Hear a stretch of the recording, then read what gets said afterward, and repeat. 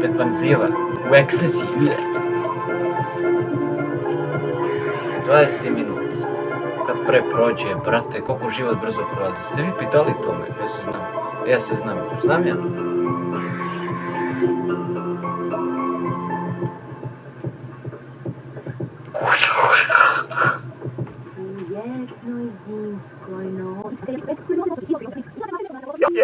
Jao, vrat me ušinu,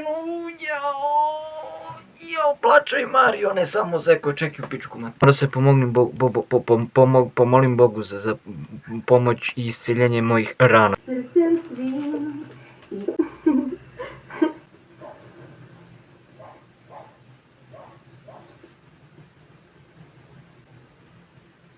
Šapućeku.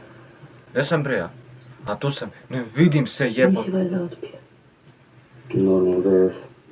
Nije kosa žuta, hvala Bogu, ja se ne bi vidio. Ipak su ti draži siroti prolećari nego ovi zli panduri. Koji đubre u tuđi, u bratove ce, znači da ovo radi. Kada ga šokeri drmaju.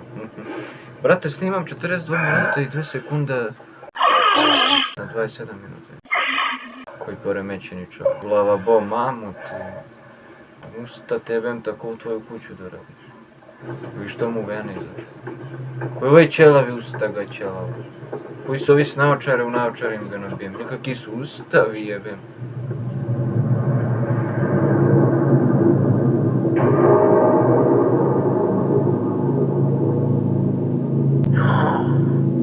Ovaj će, brate, na kraj, ovi su oni na kraj što će da...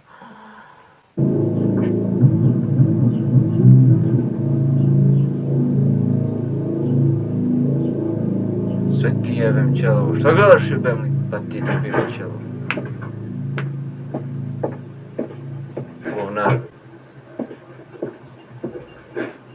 Znaš šta kažu za žitarice? I vreme je bilo da počneš da brineš o sebi.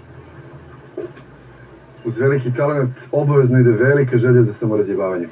Kad mi tačno počinjemo? Za 3 dana. Nije mi baš prijatno da ništa ne znam. Još saberi se.